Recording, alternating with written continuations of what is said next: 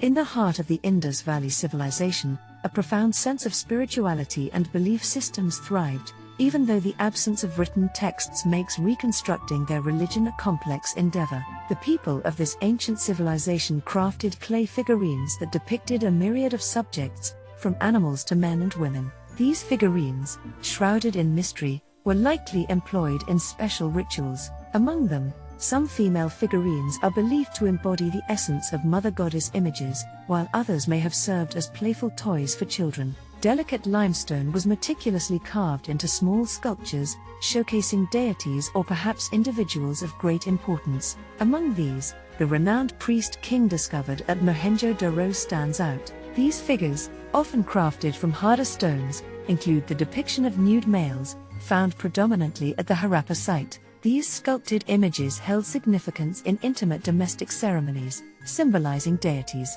Notably, many seals from this era depict narrative scenes that offer glimpses into ceremonial and mythological events. An illustrious seal from Mohenjo-daro features a deity adorned with a horned headdress and bangles, standing within the sacred embrace of a pipal, sacred fig, tree. 7 figures, accompanied by a kneeling worshipper, pay homage to the deity, with a human head resting on a small stool. Since no temples have been identified from this period, it is speculated that worship may have taken place under trees, mirroring the scene on this seal. Terracotta tablets have narratives stamped on both sides, revealing intricate stories. One such tablet from Harappa portrays a figure, potentially a female deity, subduing 2 tigers while standing triumphantly over an elephant. On the reverse side, a narrative unfolds depicting the ritualistic killing of a water buffalo in the presence of a seated priest or deity in a yogic posture. These narrative scenes unveil the existence of a highly developed mythology and iconography, bearing motifs that resonate with later Hindu representations of Shiva as the lord of the beasts. In the realm of the afterlife, the Indus people followed a unique practice of burying their deceased in wooden coffins. Alongside them, they placed numerous pottery vessels, likely filled with sustenance for the journey beyond. The departed, both male and female, were accompanied by simple ornaments like shell bangles, copper rings, and agate beads. However, ornate treasures of gold, silver, and precious stones were conspicuously absent from these burials, suggesting they may have been passed down to the living. Interestingly, certain symbols and iconography found on Indus seals, such as the swastika and mandalas, found their way into later Vedic, Brahmanical, Jain, and Buddhist religious traditions. While there might not be a direct historical connection, it is apparent that some Indus symbols and narratives influenced religious practices that eventually coalesced into what we now refer to as Hinduism. The Indus Valley Civilization, veiled in the sands of time, continues to leave its mark on the tapestry of human spirituality and belief. In the mystic tapestry of Hinduism, the caste system is a complex web woven from the threads of religious, biological, and socio-historical theories. At its genesis lies the theology of the Vedas, which would later flourish in the Upanishads, becoming the bedrock of Hinduism. These ancient scriptures serve as a repository of Vedic knowledge and offer insightful commentaries. According to the Rig Veda, the genesis of the caste system finds its roots in the concept of Purush, the primal man. In a divine act, Purush sacrificed himself to forge human society. The different Varnas, or caste groups, emerged from distinct parts of his celestial form. The Brahmins, bearers of knowledge and spirituality, were born from his head, the valiant Kshatriyas from his mighty hands, the enterprising Vaishyas from his sturdy thighs, and the diligent Sudras from his steadfast feet. This hierarchy of Varnas mirrors the descending order of the divine creation process. Another strand of religious theory posits that the Varnas were crafted from the bodily organs of Brahma,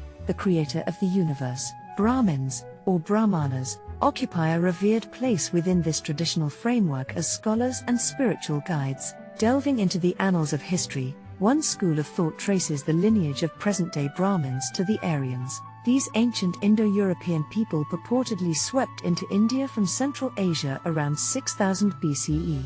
Settling in the fertile Gangetic plains, they gradually established their societal norms, supplanting the indigenous Dravidian inhabitants. Aryan society initially crystallized into 3 classes: the priestly class, the warrior class, and the rest. Over millennia, intermingling occurred, leading the Dravidian priestly class to assimilate the Brahmin customs of the conquerors. Challenging this narrative, a more contemporary perspective emerges. It disputes the Aryan invasion theory as a prejudiced interpretation by Western archaeologists. While it doesn't deny the possibility of Central Asian migrations into India, this hypothesis contends that an advanced culture already thrived in the region, one that harmoniously absorbed the Aryans. This perspective is bolstered by archaeological findings at Harappa, a site in what is now Pakistan. This period is famously recognized as the Indus Valley Civilization, characterized by a script-like form of writing, primarily non-Vedic,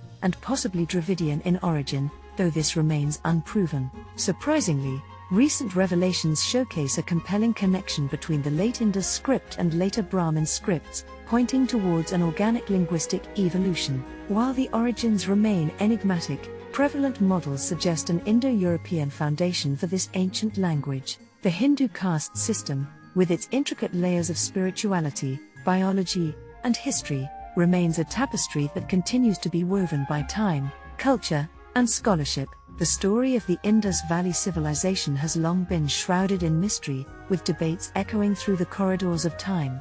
At the heart of this debate lay the question of its origins. Did it borrow its civilization from the Middle East, perhaps Samaria, or did it flourish indigenously in the subcontinent?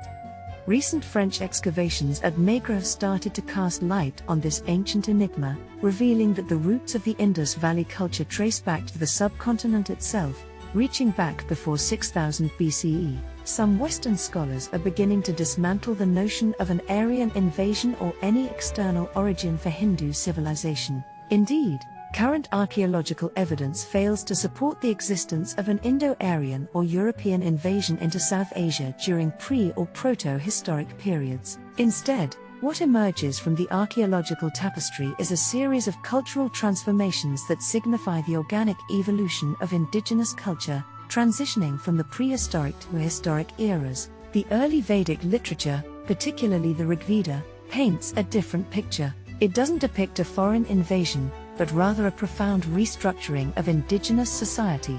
The concept of the Indo-Aryan invasion, which took root in 18th and 19th century Europe, reflects the intellectual climate of that era. Linguistic evidence was marshaled to validate this concept, which, in turn, was used to interpret archaeological and anthropological findings. It's important to note that the composition of the Rig Veda and subsequent literature spans approximately 1000 years, divided into two distinct phases: the Vedic period, from 1500 BCE to 1000 BCE, and the later Vedic period, spanning from 1000 BCE to 600 BCE. In this narrative, we'll traverse this rich historical terrain, exploring the key milestones in the development of various religions in the Indian subcontinent, unfolding a tapestry of beliefs and cultures that continue to captivate our curiosity.